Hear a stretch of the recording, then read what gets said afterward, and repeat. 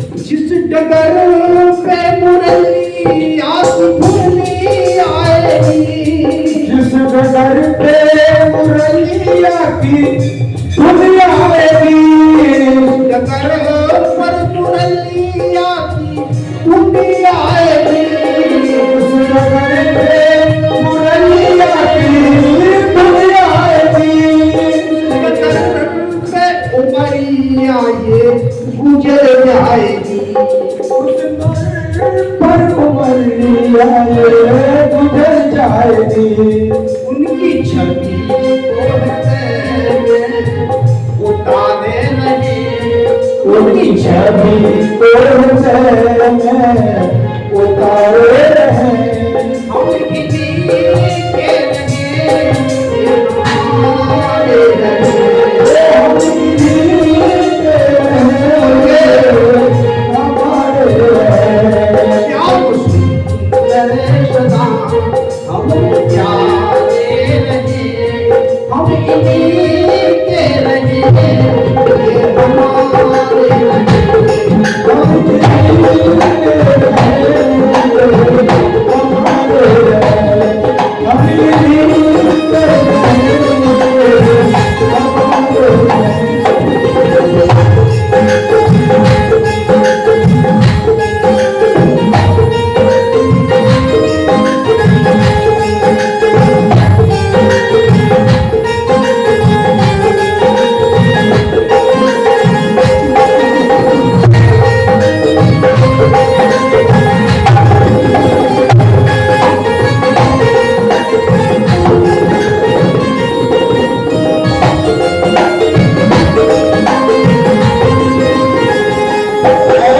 अंतिम बात, प्रेम रस की ये धारा ये धारा बहती रहे, प्रेम रस ये धारा बहती रहे, घनश्याम रसना ये बहती रहे, श्री घनश्याम रसना ये बहती रहे, घनश्याम रसना ये कहती रहे, घनश्याम रसना ये बहती रहे। अपने जीवन को हमें पाले नहीं, हम इन्हीं के रहे, ये हम इन्हीं के रहे, वो हमारे रहे। श्याम सुंदर सदा हम प्यारे रहे, हम इन्हीं के रहे, ये हमारे रहे।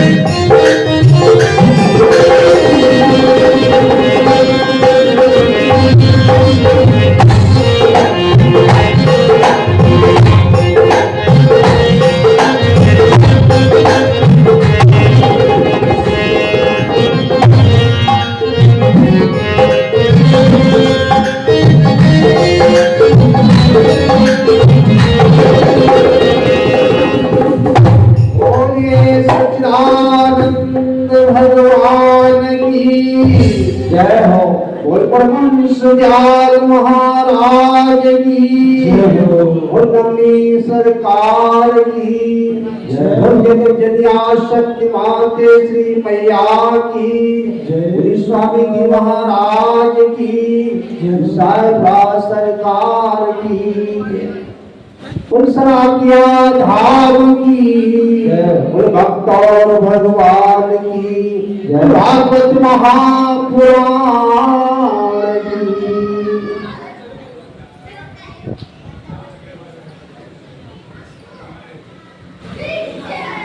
कल आपने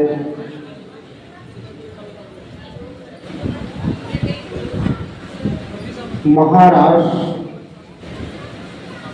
और उसके बाद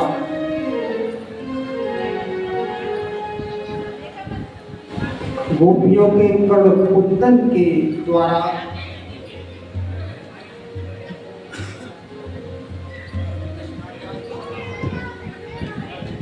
भगवान कन्हैया हृदय में उनकी छवि को बसाए हुए और इधर गोपियां भगवान की छवि को हृदय में बसा लिया सदा सदा के लिए।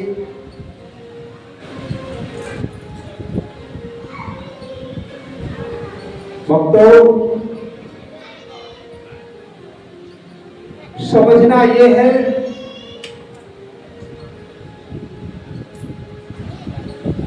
जब भगवान को हृदय में भक्त बसा लेता है, उस रहस्य को समझ लेता है,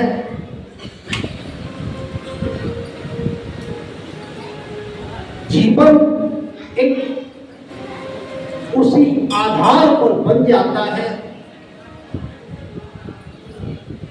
और उसे भगवान भी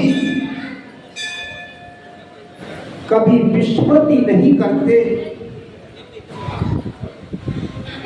शेष जीवन संसार में व्यतीत करते हुए भी वह वहीं पहुंचता है योगेश्वर भगवान श्री कृष्ण इस बात को कहते हैं, एक बार भी भूल से भी यदि मेरे धाम को कोई पहुंच जाता है, अंतोतः गता वो मुझे ही प्राप्त होता है। एक बार पहुंच जाए, एक बार समर्पण हो जाए, वो मुझे प्राणों से प्यारा है और मैं भी उसकी विस्मृति नहीं करता। गोपियों ने अपने भगवान योगीराज कृष्ण को उस परम ब्रह्म के स्वरूप में अंतर में समा लिया और भगवान मथुरा जाकर मामा कंस का उद्धार किया, राज सिंहासन पर पुनः अग्रसेन को बिठाया, माता देवकी और वसुदेव को जेल से बाहर किया, प्रणाम किया है। माता, मेरे कारण आपने बहुत दुख उठाए,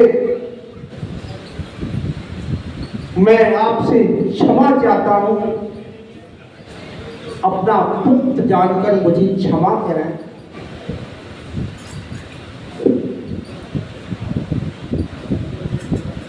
इधर कंस की दो पत्नी हैं, दोनों पत्नी अष्टि और प्राप्ति अपने प्रीतम के मरने के बाद अपने पिता जरासंध के पास पहुंची और जब श्वेत वस्त्रों में अपनी दोनों पुत्रियों को देखा तो जरासंध का खून खौल उठा। किसी पिता की पुत्री आंखों के सामने विधवा हो जाए, ये दर्द पिता ही समझ सकता है। जरासंध ने समस्त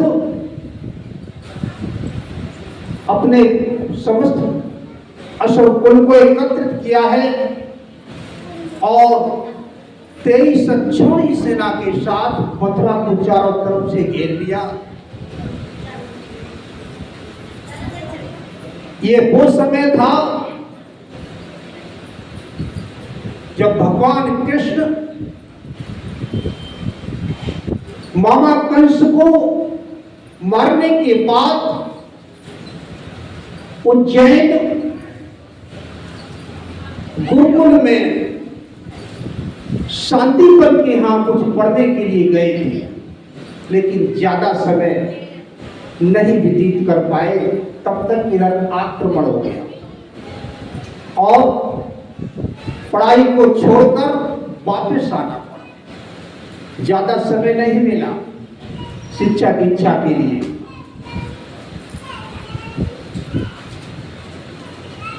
और युद्ध हुआ है जिसमें बुरी तरीके से जरासंध को हार का सामना करना पड़ा। यहां तक हुआ एक बार नहीं जाता, फिर इकट्ठी करता सेना को, फिर ले आता, बार बार ऐसा करता रहा और 17 बार मथुरा को घेरा, 17 बार जरासंध ने आक्रमण किया और अंतिम बार तो भगवान मुचकिंद के हेतु रण छोड़कर भागे। कारण था, किसी का जब विशिष्ट कारण होता है तो ऐसा होता है। मुचकुंद से भिड़ाने के लिए युद्ध छोड़कर मेरे भगवान, मेरे गोविंद भागे हैं। क्यों? मुचकुंद वरदानी था और एक पर्वत की गुफा में भजन तपस्या था। मुचकुंद उस स्थिति में थे समाधिष्ट, अर्थात जिसे हम लोग सोना स्लीपिंग कहते हैं। कालयवन भगवान से व्यंग्य करता हुआ पलायनम यद कुले जातस्य तब से चिता इत्क्षिपन्नम उन्नति नयनम प्रापहता। अरे भाई, तुम परम यशस्वी परम पराक्रमी वंश में पैदा हुए कहां भाग रहे हो? ये तुम्हारे लिए उचित नहीं है। भगवान जा रहे हैं, चले जा रहे हैं और भागते भागते उसी गुफा में प्रवेश कर जाते हैं जहां पर मुचकुंद अपनी उस अवस्था में थे जिससे हम लोग अज्ञान हुए। अपना पीतांबर ऊपर डाला और अब जाकर के छिप गए दूसरी जगह। कालयवन आया है, क्रोध के मारे पीतांबर को देखा कि यहां छिप गया, आकर के एक लात मारी है, उसे जगाया है। आंखें खोली मुचकुंद ने, एक नजर डाली, जलकर भस्म हो गया। बोलो वृंदावन बिहारी लाल की जय। कालयवन का काम समाप्त हुआ, क्योंकि इसके मरने का और कोई दूसरा कारण नहीं था। तो शरीर किसका किस स्थिति में छूटेगा ये विदित है, लेकिन ये निश्चित है कि छूटेगा। ये कन्फर्म है कि छूटेगा। लेकिन हे राजा परीक्षित, जो तू है तू विनाशी है। ये काया बदलती है। सुख दुख जीवन के दो किनारे हैं, क्या घबराना।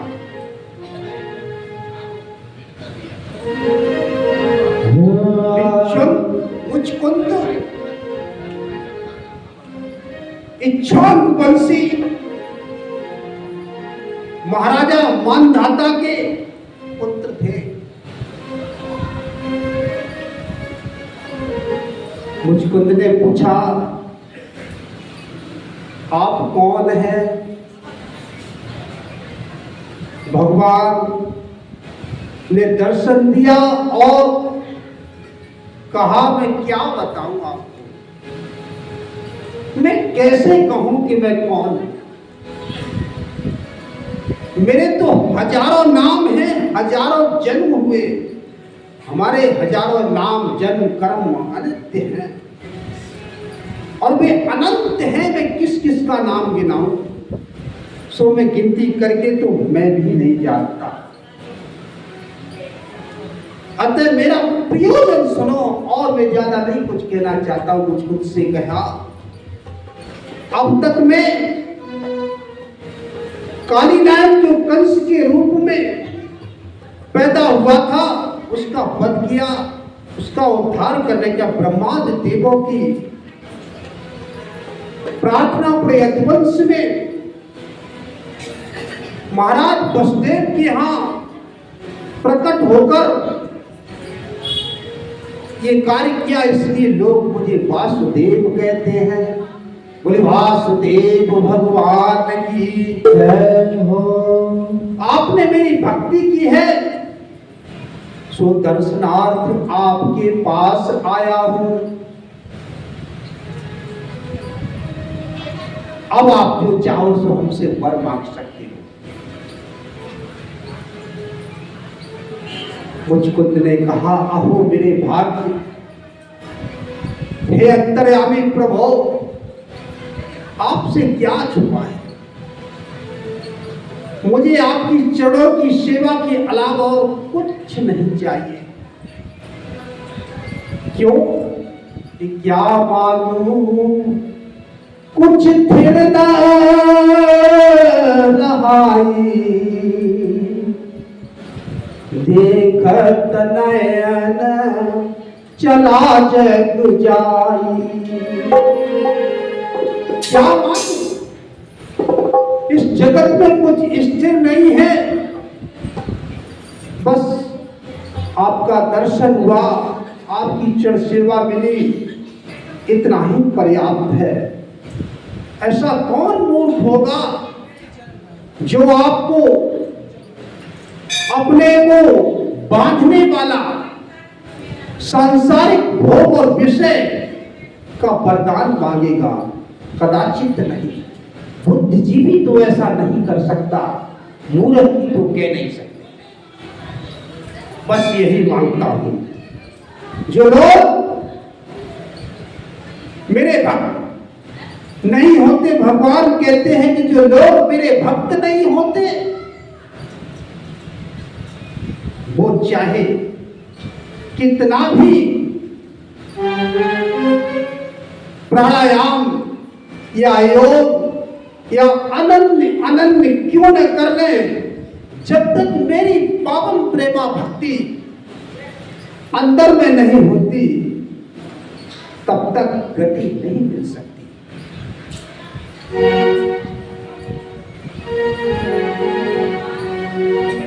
और ये वरदान देकर भगवान वहां से चले हैं। भगवान ने सोचा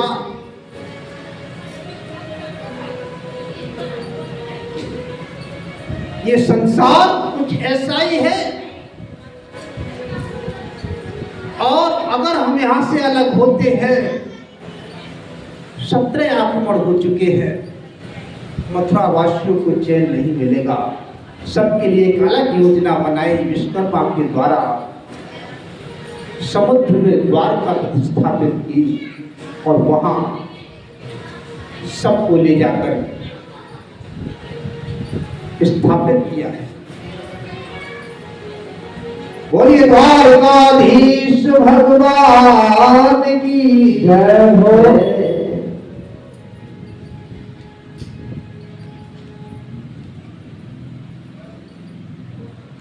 ये पावन कथा जो आप लोग श्रवण कर रहे हैं, थोड़ा थोड़ा अंश यूट्यूब पे भी जा रहा है। हरिओम प्रभु पर सुन सकेंगे तो लोग चैनल को सब्सक्राइब करेंगे, उन्हें मिलेगा श्रवण करने को। परीक्षित ने पूछा, हमने सुना है भगवान, हमने आपकी बहुत सी पावन कथाएं श्रवण की हैं, हमने सुना है, मेरे अंतर में एक छोटी सी शंका है, अंतिम दिन में क्यों न उसे मैं पूरा करता चलूं। भगवान बोले, भगवान सुखदेव बोले हैं, कहो परीक्षित, भीष्म नंदिनी रुक्मिणी देवी का मैंने सुना है बलपूर्वक हरण किया और राक्षस विधि से विवाह किया, थोड़ा इस प्रसंग को कहें। श्री सुखदेव जी बोले, हे परीक्षित, मेरे गोविंद ऐसे नहीं हैं, मेरे गोविंद किसी का हरण नहीं करते, मेरे गोविंद तो मंगल करने वाले, इसलिए मानस में बड़ी सुंदर चौपाई आप लोगों के लिए गोस्वामी जी ने कहा है, जिसे हम संपुट के रूप में कहते हैं। मंगल भवने अमंगल हारी,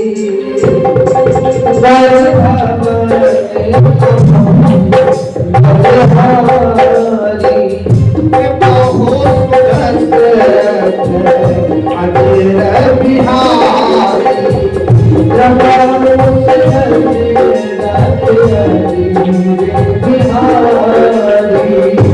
मंगल भवने अमंगल हारी, मंगल भावनिया मंगल हारी, नमो सुदर्शन बिहारी।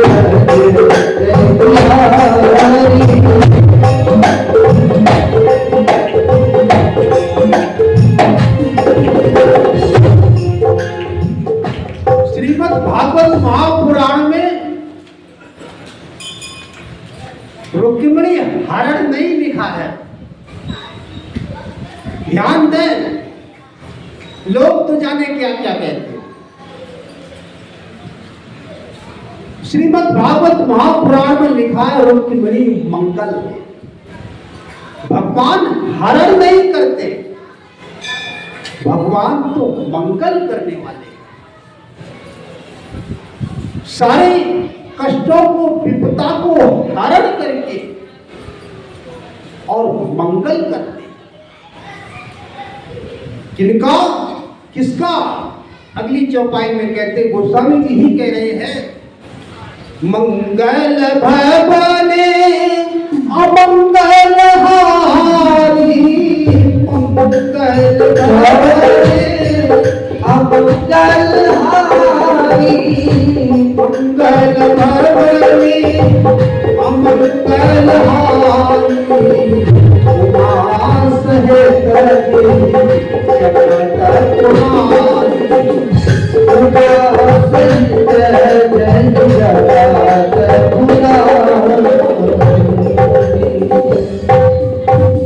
इसका जो, जिसका जाप भोलेनाथ उमा के सहित करते हैं, जो भी उनका नाम पर दीवाना हो जाता है और उस पर कुछ विपत्ति आए और आती है, तो उस कार्य को भगवान मंगल करते हैं, न कि हरण। ये बात आपने जो पूछी है, विदर्भ देश में भीष्मक इंद्रप्रु बड़े प्रतापी राजा हुए हैं। बताया जाता है कुंदनपुर की राजधानी थी, जो बड़े भगवान के भक्त भी थे राजकाज के साथ, और धर्म नीति से प्रशासन करते थे। और उनके 5 पुत्र थे। रुक्मिणी सुकन्या उनके यहाँ लक्ष्मी के रूप में, जो स्वयं लक्ष्मी रूपा थी, उनके यहाँ प्रकट हुई थी। बड़ी सुंदर, सुशील, सुलक्षणी थी, जिसने भगवान के जो गुणान वादन करने वाले भाट होते हैं, उनके द्वारा जब ऐश्वर्य का वर्णन सुना, उसी समय से दिल में ये धारण कर लिया कि मैं अगर इस दुनिया में रहूंगी तो अपना पाल ग्रहण संस्कार, अपना इष्ट, अपना परमेश्वर, उस कन्हैया को बनाऊंगी। और रात दिन उनके लिए व्रत उपासना करने लगी। अब बोल सकते हो।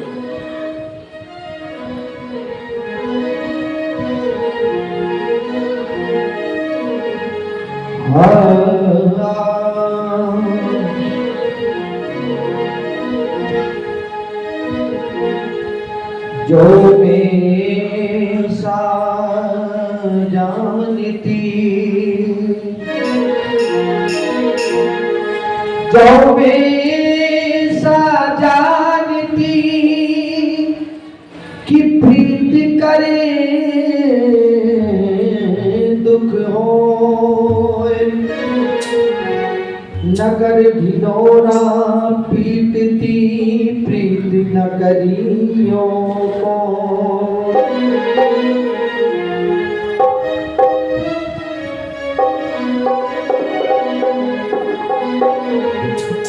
ए आओ मेरी सखियों मुझे मेहंदी लगाओ,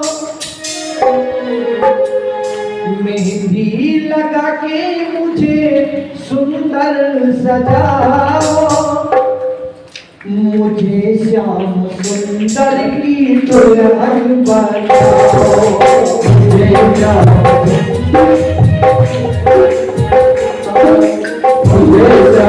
सुंदर की दुल्हन बनाओ।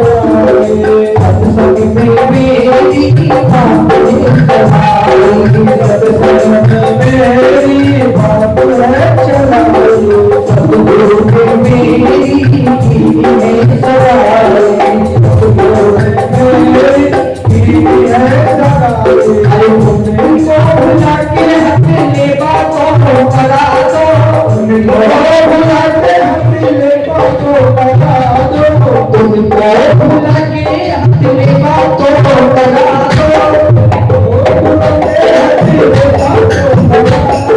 मुझे श्याम सुंदर की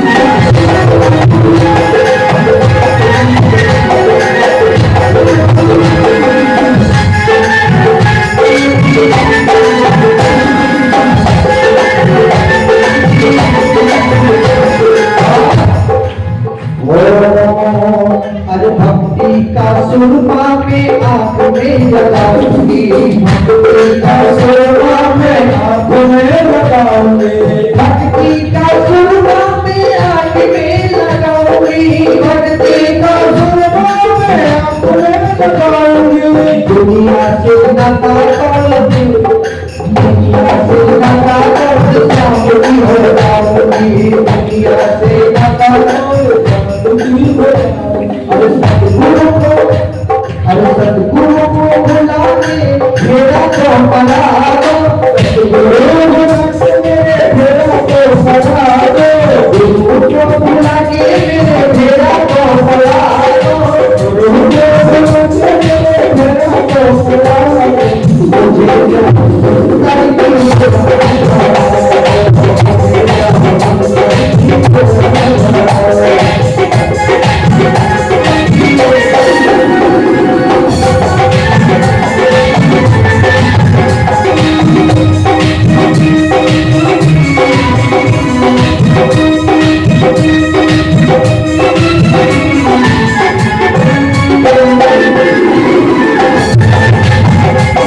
तो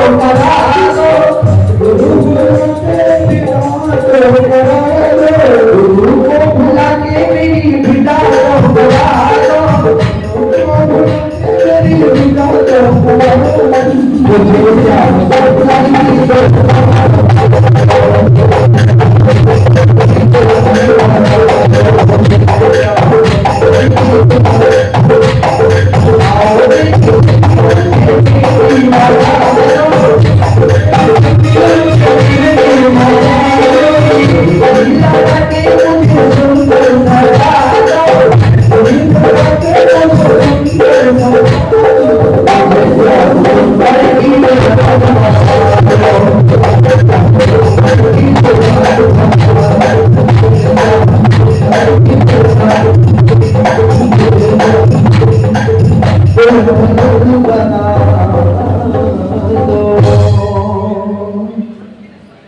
भाग्य बिहारी लाल की झांकी तैयार कराए 15 मिनट में, समय कम है, उसी आधार पर 15 मिनट के अंदर झांकी तैयार करें दोनों राधा को रुक्मिणी और भगवान कृष्ण की। ऐसा भाव रुक्मिणी का है और ये भाव इससे पूर्व जब रुक्मिणी का जन्म हुआ था उसी वक्त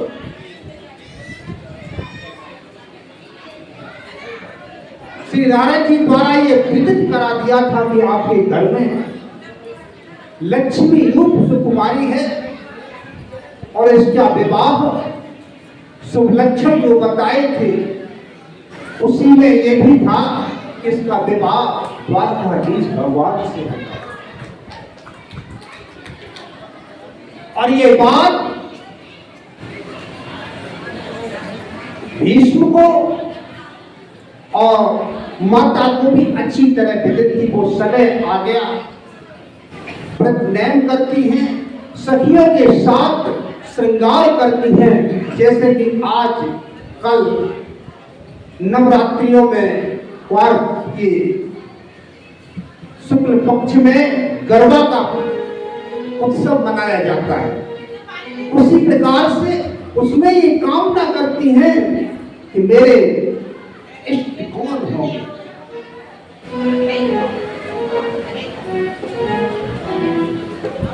ये स्थिति जब देखी, एक दिन सभा में इस बात को रखा है कि अपनी बेटी श्रृंगार करने लगी है, अर्थात अंतर में उसकी कामना जगी है, क्यों न बेटी के हाथ पीले किए जाए।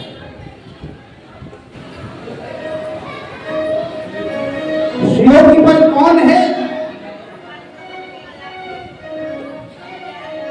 माता और पिता दोनों के चाहते हैं, क्योंकि पहले ही विदित कर दिया गया, संदेशा भेजा जाए, बोलने की जरूरत ही नहीं है। और बुला के शुभ मुहूर्त में रुक्मिणी का शुभ मंगल करा दिया जाए। लेकिन ये बात जब रुक्म को मालूम पड़ी तो आग बबूला हो गया। मेरी बहन उस बाल गवाएगी जो माखन चुराता है, जो गोपियों के चीज चुराता है, उसके लिए नहीं जा सकती। मैं कदाचित ऐसा नहीं होने दूंगा। सारा पैसा ही पलट दिया। भीष्म बोले, पर ये तो बता, चल पर ये तो बताओ कहां किया जाए, तुमने कोई देखा है? रुक्मी कहने लगा, हाँ मैंने देखा है। हमारी बहन के लिए उत्तम वर शिशुपाल से अच्छा कोई नहीं हो सकता, जो मेरा साला है। सारी सभा में सन्नाटा पसर गया। क्या कह रहे हैं? होश में तो है ना कि हाँ मैं पूर्ण होश में हूं। साले के लिए मेरी बहन ब्याई जाती है, साले के साथ विवाह किया जाता है। क्यों नहीं किया जाता? जब उसने मुझे अपनी बहन दे दी तो मैं उसको अपनी बहन दे दूंगा। कौन इसमें बुरा है? और यही होगा। सभा से विसर्जित हुआ और तुरंत जाकर के शिशुपाल को खबर की है कि तुरंत बारात लेके आ जाओ, कोई लगन नहीं, कोई टीका नहीं। 3 दिन के अंदर शादी पक्की। आइए और विवाह शुभ मुहूर्त में विवाह करके ले जाइए, अन्यथा यहाँ वो ग्वाल गंवाल आएगा और ये मैं कदाचित अपने जीते जी नहीं होने दूंगा।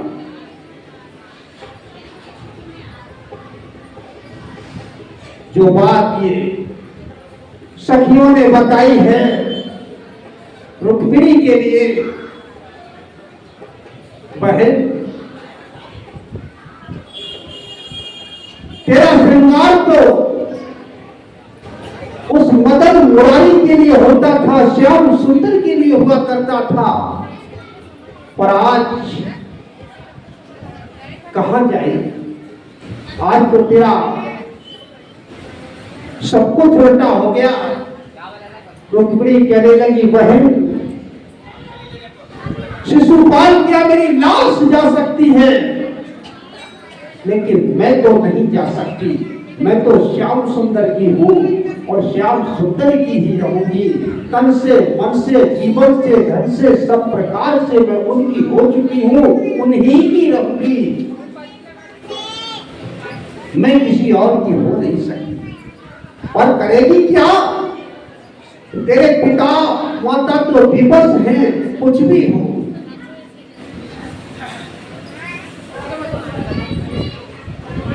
आंसुओं की धारा से रुक्मिणी अपने सिर को घुटनों में छिपाए हुए रो रही है। और उसी वक्त होता क्या है, ब्राह्मण देवता आ जाते हैं और भिक्षाटन के लिए रुक्मिणी कहती है, ब्राह्मण देव आज कुछ नहीं मिलेगा। क्यों? अरे आज तो तेरी शुभ मुहूर्त है, 2 दिन बाद तेरी शादी होने वाली है, अब भी नहीं मिलेगा, फिर कब मिलेगा? रुक्मिणी कहने लगी, ये भी कोई शादी होती है? क्यों, क्या हुआ? अरे कहीं सुना है आपके वेद में, आपके शास्त्र में कहीं लिखा है इस साले के लिए शादी हो कोई करता है? मैं कैसे जानती? अनाथ गौर तो क्या किया जाए? लेकिन जो होगा सो होगा, कि ऐसा हो नहीं सकता। फिर क्या उपाय है?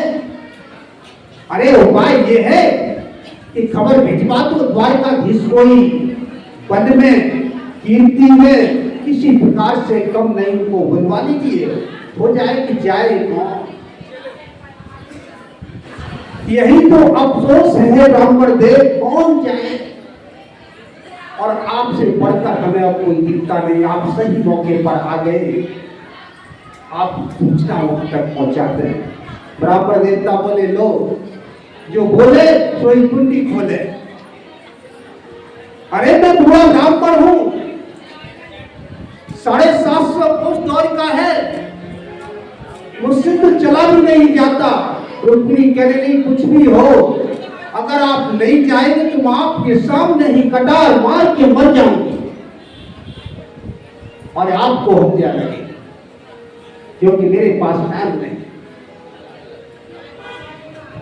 ब्राह्मण देवता पड़े, अब आफत में आई, अब परिस्थिति में गुजरूंगा, इधर जाऊं इधर खाई, इधर जाऊं इधर आफत। सोचने लगे, चलो लिख लेने दो, कहीं आराम करेंगे बैठकर पेड़ के नीचे, होगा तो देखा जाएगा, यहां से तो आफत टले। रुक्मिणी ने पाती लिखी है, मेरे मोहन अखियां हैं प्यासी प्यासी, मेरे मोहन अखियां हैं प्यासी प्यासी, मनवा में छाई उदासी, जल्दी से कहियो मेरे अखियां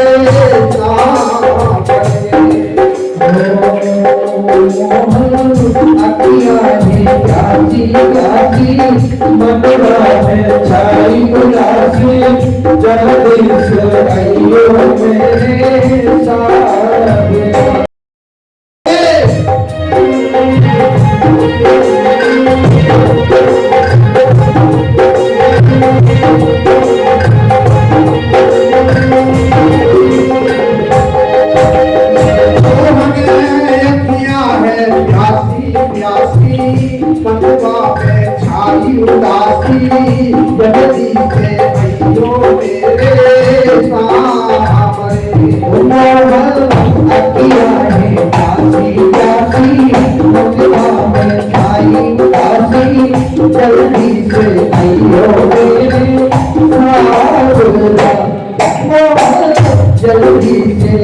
आइयो मेरे साथ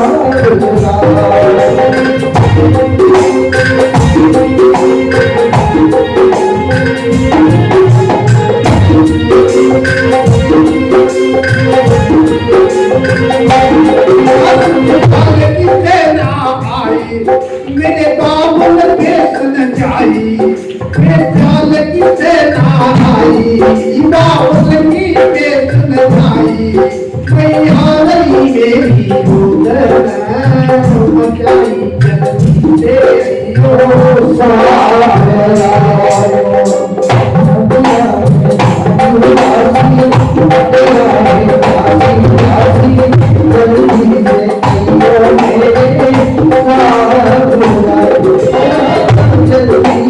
आइयो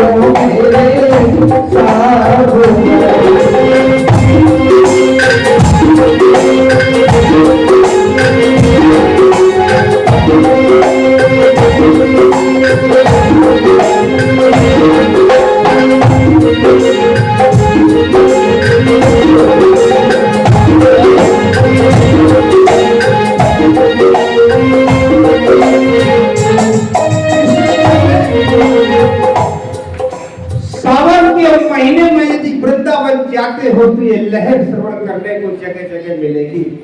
मन अचानक खो देता है।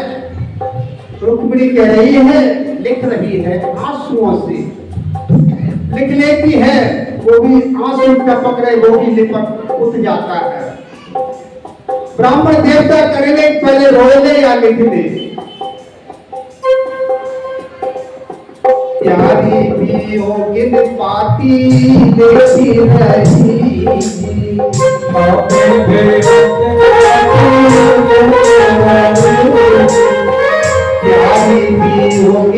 पाती लेती रही प्यारी पियो गिन पाती लेती रही मोहन बिरहा की अग्नि में जल रही मोहन बिरहा की अग्नि में जल रही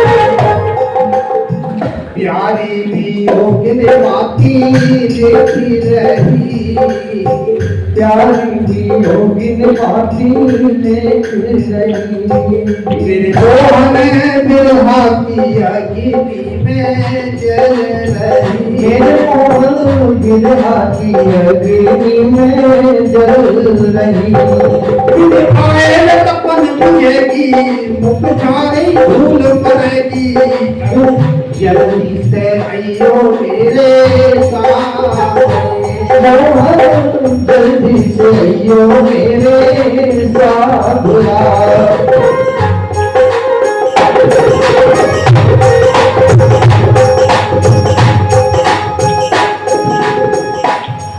और साजन आजा मुर्गी वाले साजन आजा मुर्गी वाले साजन आजा मुर्गी वाले रुक्मणी तेरी राह लगे प्यारे को शिशुपाल खड़ा है प्यारे को शिशुपाल खड़ा है मोहन तुम कब आओगे मोहन तुम कब आओगे मोहन तुम कब आओगे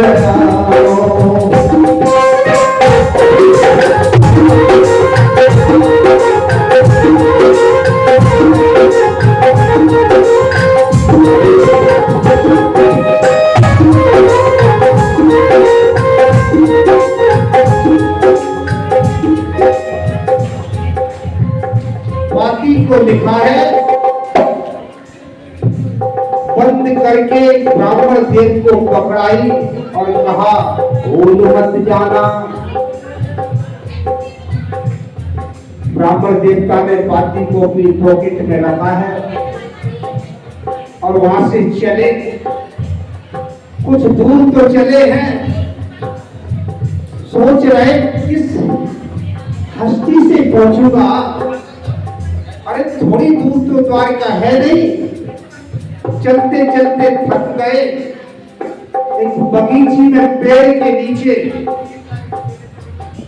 सोचा थोड़ा आराम कर ले तब चलेंगे। और सोचा है मन में, जैसे यहाँ है तो तेरी बिन पाए ले जय बगिया में, तो तेरी बिन पाए ले जय बगिया में, तो तेरी बिन पाए लो जय बगिया में, जय बगिया में, जय बगिया में, जय बगिया में, जय बगिया में, तेरी बिन पाए ले जय बगिया में, तेरी बिन पाए ले जय बगिया में।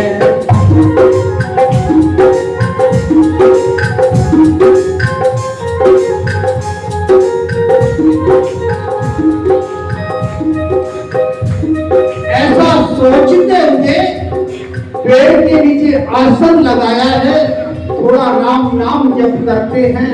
ब्राह्मण का ये काम है, चलते फिरते खाते पीते जहां भी मौका मिले राम का संकीर्तन करें। हुआ क्या, भगवान कहीं छुपे नहीं है। आप लोग सबसे उत्तम तरीका आप लोगों के लिए, और ऐसा मानस में भी कहा गया है, समस्त ग्रंथों के सार में कहा गया है, जिस वक्त हृदय से बैठ करके अपने आप में तन्मय होकर संकीर्तन करते हैं, वो आवाज प्रभु तक पहुंच जाती है। आइए संकीर्तन करेंगे लाइव, वो आवाज भगवान के पास पहुंच जाती है। एक लाइन बोलेंगे, बाके बिहारी लाल तेरी जय हो गे, बोलो बाके बिहारी लाल तेरी जय हो गे, बाके बिहारी लाल तेरी जय हो गे, बाके बिहारी लाल तेरी जय हो गे, जय हो बेटी जय हो बेटी जय हो बेटी जय हो बेटी, बोलो जय हो बेटी जय हो बेटी जय हो बेटी जय हो, बाकी बिहारी लाल तेरी जय हो गे, बोलो बाकी बिहारी लाल तेरी जय हो गे।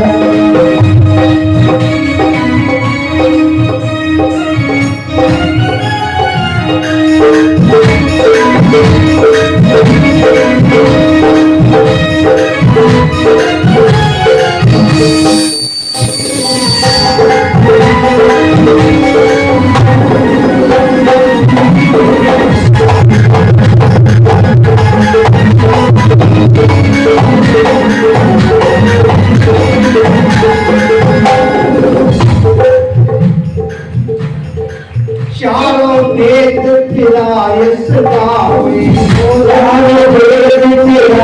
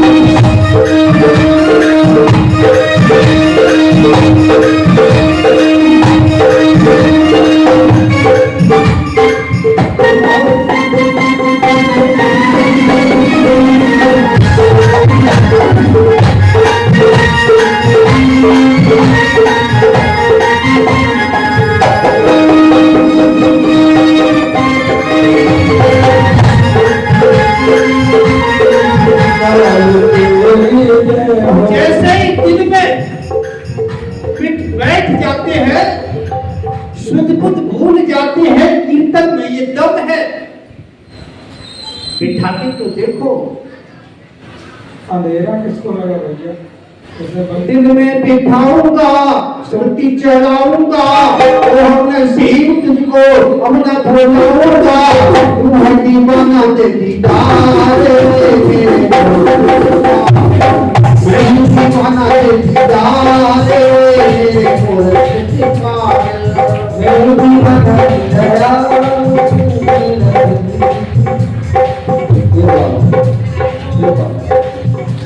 दिल में बिठाऊंगा, सुरती चढ़ाऊंगा, ओ हम नसीब तुझको अपना भुलाऊंगा।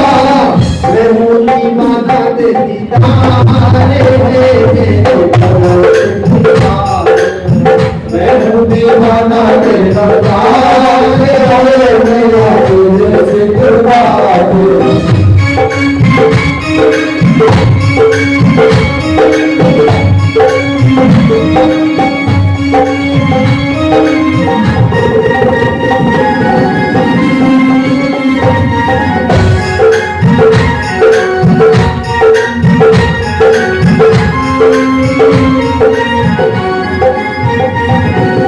एक बात सुनती चढ़े,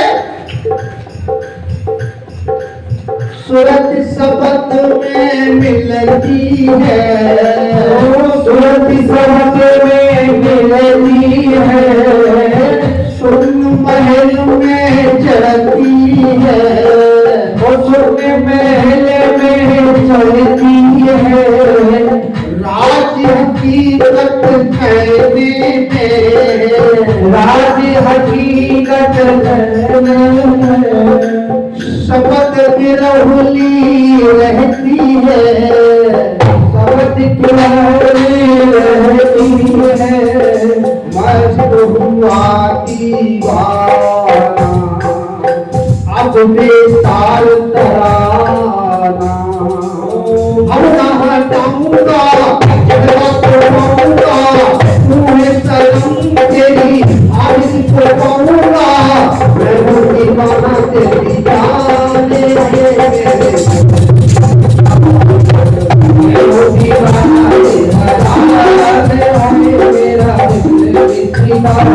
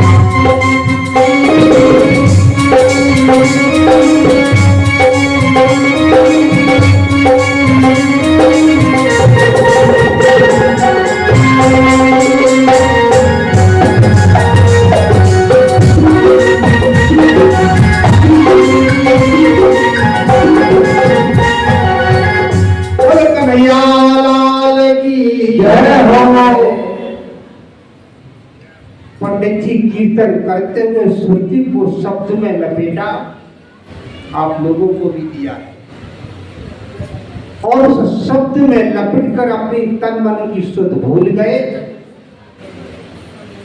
जिसे कहते हैं कि सो गए।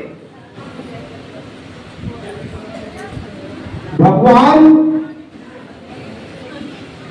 जैसी श्रुति जुड़ी है प्रभु में, भगवान द्वारकाधीश ने वहीं से माया योग के द्वारा ब्राह्मण को द्वारका के किनारे पहुंचा दिया। देखा, आंख खोली तो ब्राह्मण देवता देखा, अरे मैं तो पेड़ के नीचे सोया था, यह कहां गया, कौन सा नगर है? वहां कुछ बच्चे खेल रहे थे, पूछा, भैया कौन सा नगर है ये? द्वारका 6। द्वारका 6? भाई हम एक द्वारका में आए हैं या द्वारका 6 की बात करते हो आप? हाँ, द्वारका 6। कि ये कौन सी द्वारका है? क्या ये वही द्वारका है जिसमें श्याम सुंदर रहते हैं? बच्चों ने कहा हाँ श्याम सुंदर 6। ये चक्कर में पड़ गए, यहाँ तो सब 6 हैं, हम तो एक की तलाश में थे। तब किसी भाई ने समझा, अरे भाई ये उधर से आया यूपी की तरफ से, और ये गुजरात में छक्काड़े की बोली है कुछ 6 बोले बाबा। तो कि हाँ यही है श्याम सुंदर की नगरी। पतो कहाँ कि वो जो ऊंचे ऊंचे महल चमक रहे हैं वही उसी में श्याम सुंदर मिलेंगे। और जाकर के ब्राह्मण देवता ने वो पाती चरणों में प्रणाम करके, अहो मेरे भाग्य हैं, हम द्वारका कहाँ आ सकते थे, इसके बहाने यहाँ आ गए, प्रभु के दर्शन हुए। बात पूछी, कुशलात पूछी, हाल पूछा, चाल पूछा, और वो पाती प्रभु की चरणों में अर्पण कर दी। इस खातर आया, पाती को मोहन ने पढ़ा है, उसमें लिखा है, मैं जन्म जन्म से आपकी रागनी हूं, मैं आपकी ही बहनी हूं। अगर आप समय से नहीं आए तो हाँ भाई का साला शिषपाल सेना के साथ आ चुका है, इसलिए बस ज्यादा लिखने का समय नहीं, मेरा प्रणाम स्वीकार करें। और मिलने का एक तरीका भी बताया है कि हमारे यहाँ कुल की एक परंपरा है, देवी पूजन के लिए आते हैं और आप वहीं मंदिर में आ जाना, वहीं हमारा आपका मिलन हो जाएगा और वहीं से हमारा बाद में देखा जाएगा जो भी होगा। ये बात उसको पढ़ करके भगवान कन्हैया में ब्राह्मण देवता बोले मैं चलूंगी नहीं। तो कहां चलोगे? रथ तैयार करवाया दारुक से और साथ चलो। ब्राह्मण देव को साथ लिया है, ये बात बलदाऊ को नहीं बताई, बलराम को नहीं कहा, और चले आए ब्राह्मण देवता के साथ। उधर बलराम को जब खबर लगी, अरे कहां गए, कि ऐसे ऐसे कुंदनपुर से पाती लेकर के ब्राह्मण देवता आए थे। अरे बिना बताए चलेंगे? उन्होंने कहा सेना तैयार करो। उन्होंने भी सेना तैयारी इधर जाकर के वही मंदिर के समीप रथ को रोक दिया थोड़ी दूरी पर, ताकि कोई जाने न जान पाए, और ब्राह्मण देवता से कहा जाओ आप सूचना दें। ब्राह्मण देवता जैसे ही घर में महल में घुसे हैं, कहा बस चिंता मत कर बेटी, आ गए। आने वाले आ गए, आने वाले आ गए, आने वाले आ गए, आने वाले आ गए, दुनिया टूटी दर्शाने वाले आ गए, दुनिया टूटी दर्शाने वाले आ गए, दुनिया टूटी दर्शाने वाले आ गए।